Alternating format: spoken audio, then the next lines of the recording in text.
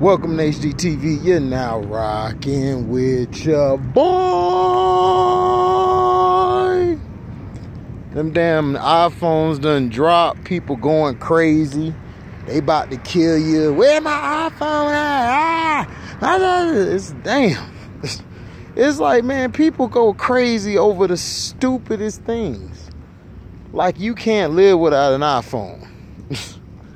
But yeah. Here we go.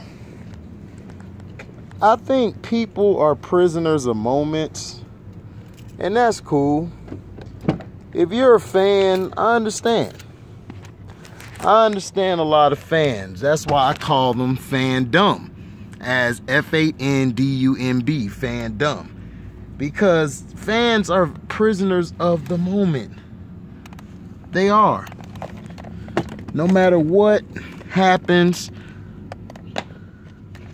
no matter what is done, they're prisoners of the moment.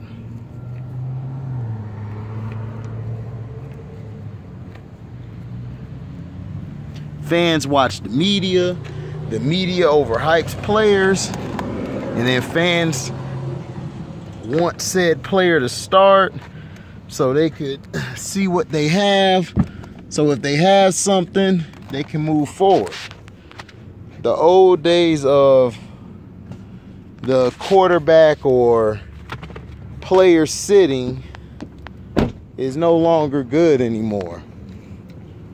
And see, when things happen in the game, people jump to conclusions like, oh, this guy's going to be great.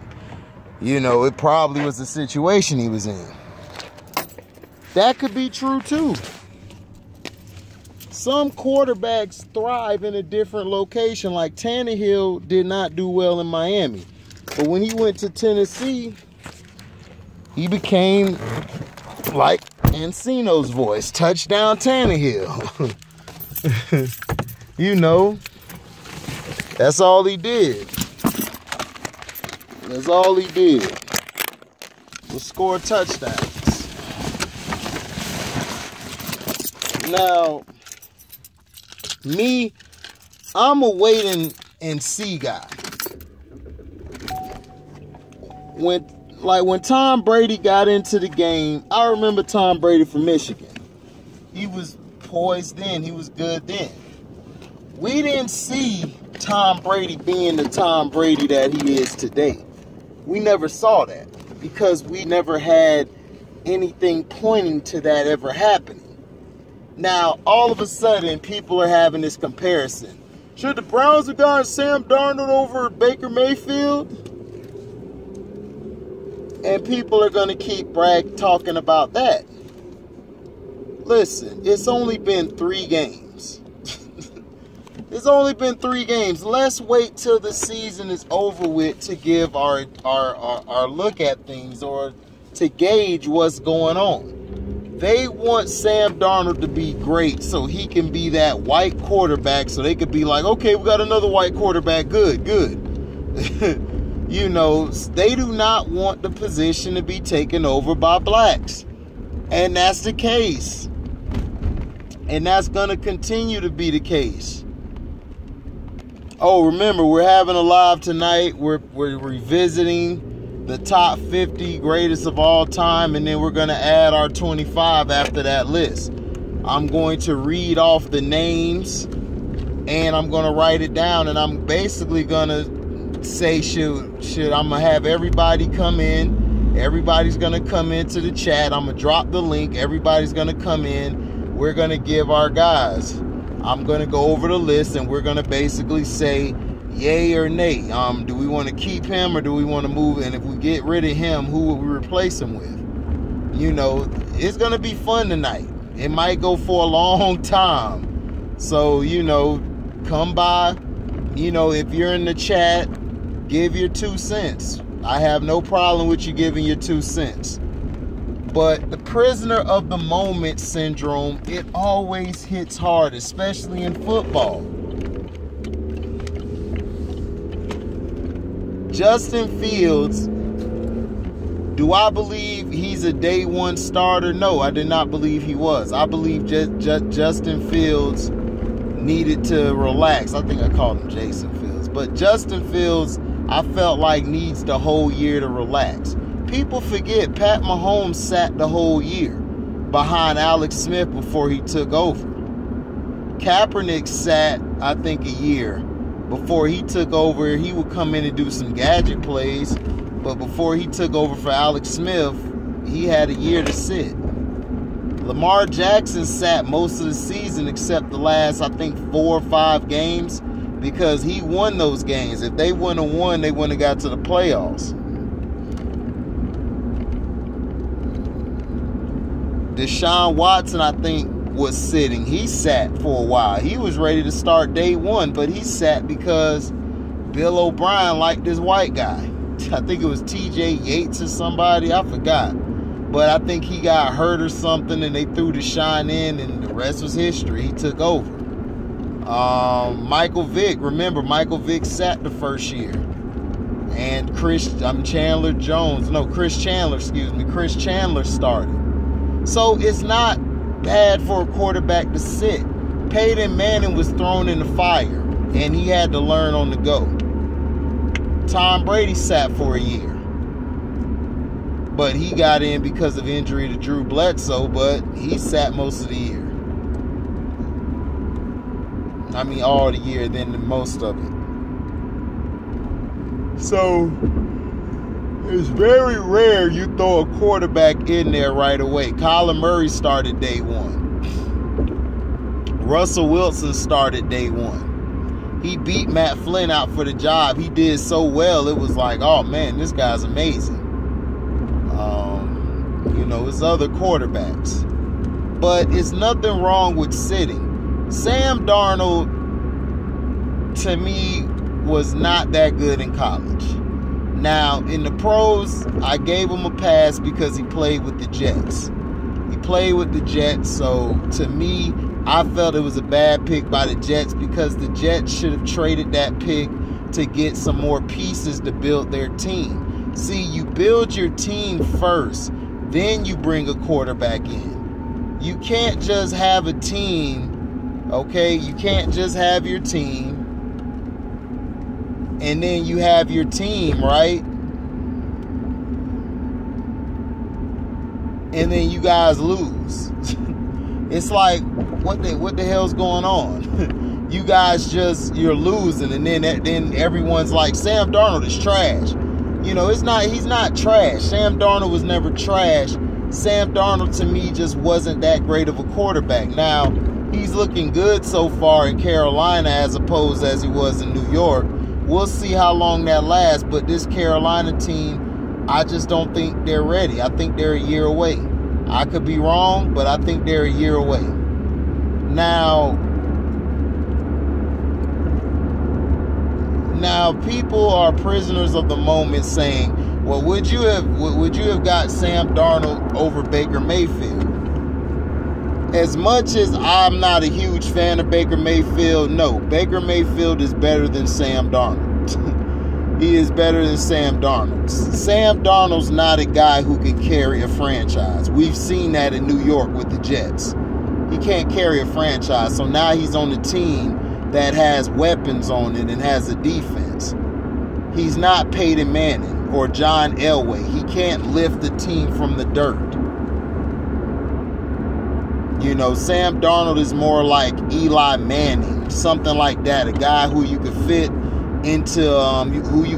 on a team that's already set, and then you guys can actually go out and win championships or Super Bowls. But that's what Eli is. Eli was a great cog in a great system, and he was.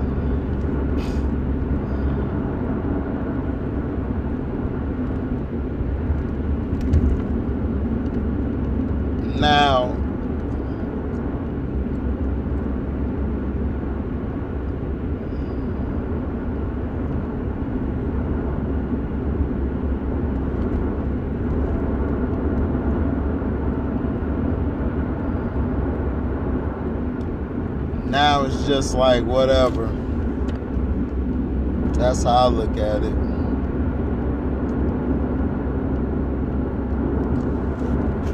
But here's the thing. Do you guys think would you have drafted Sam Darnold over Baker? I would have. I would have drafted Lamar Jackson over both of them. In my opinion, I would have drafted Lamar.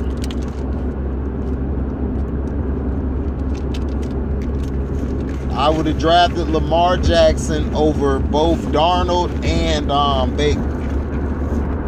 That's just me. But who knows? We'll never know, right?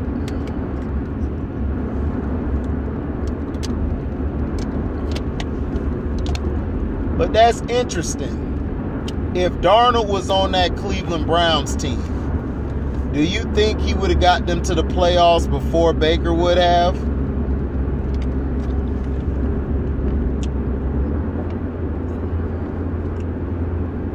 But see, that's the thing. We don't know. We got to wait till this season's over with. Now, if Darnold get these guys to the playoffs and they manage to do some things, then I'll come back on and I'll tell everybody I was wrong. Sam Darnold is this. But you know,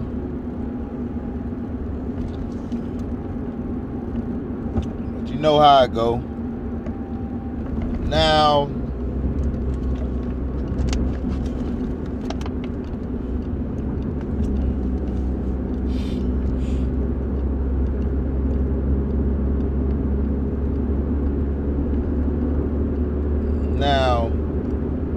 I keep hearing,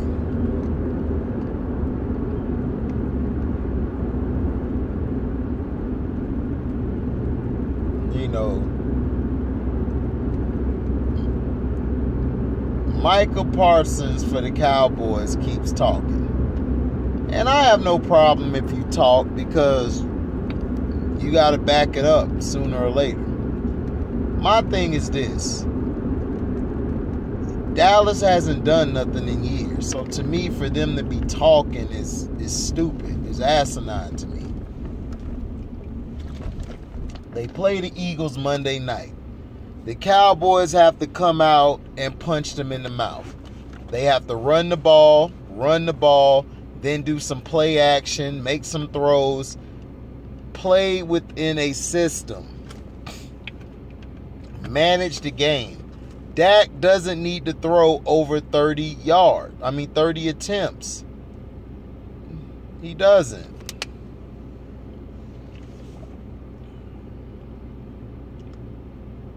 If your running game does what it's supposed to do, you'll be all right.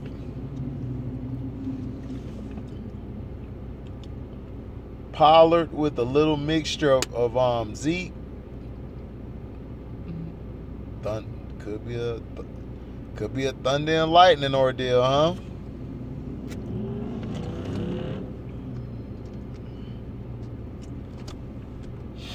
But everybody making a big deal about Micah Parsons talking, bragging, and I've never had a problem with that. My issue is, can you back it up? As soon as you fail, what are you going to do? Are you going to accept it and deal with the ridicule? Or are you just going to hide in the corner and tuck your tail? But I don't take Parsons as a tuck your tail guy. I think he really means how he feels. So that's why I'm like, go ahead and talk.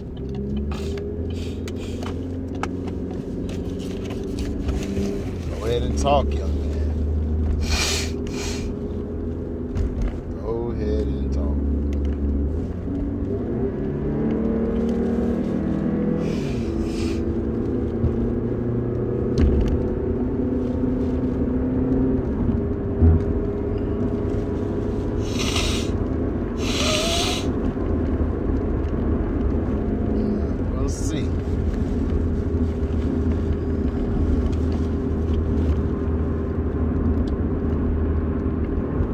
NFL stands for not for long, because people figure out what you're going to do. They figure out how you're going to play.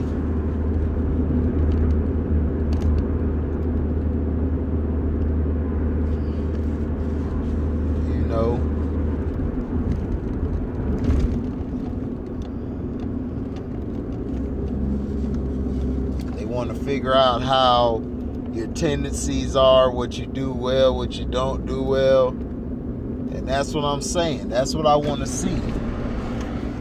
I want to see them go after Darnold. I want them to make Darnold beat them. If Darnold beats you, then that's cool. But if Darnold chokes, then it's like, hey, told you. Some guys are built for it, some aren't.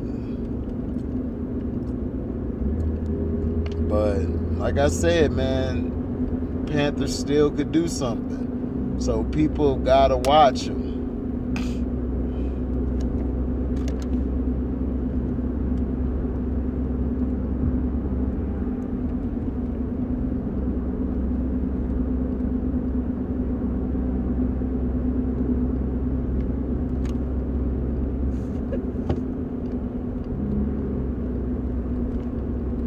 So it's just, we'll see. But I don't think we should be prisoners of the moment. I think we ought to relax and, you know, see what's happening, see what's going on. And also, Crybaby Rodgers, stop crying like a bitch. Who cares if the media got on you? That's their job. So you can't take constructive criticism. You can't be criticized.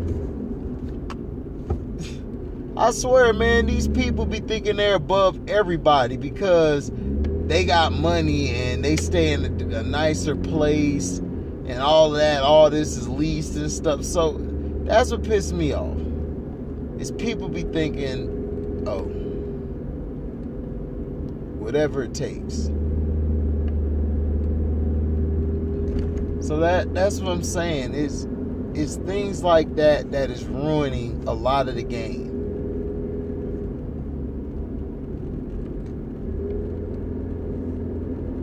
And that's what's killing the game. Is you got all these overprivileged babies and all these overprivileged spoiled brats. But prisoners of the moment, yeah, I believe that the fans are.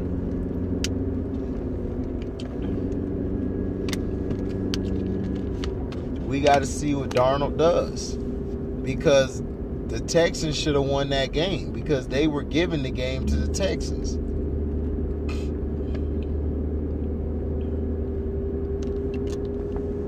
So, you know. But let me know in the comment section, is everyone being a prisoner of the moment on Sam Darnold, or is Sam Darnold the next superstar? Thank you for listening. Like, comment, subscribe, share this. Hit the notification bell to select all to receive upcoming notifications. And if you love what you hear, you can donate to the page by Cash Apping me at the word welcome, the number 2, and then HDIITV. Thank you all for listening, and we out. Deezy.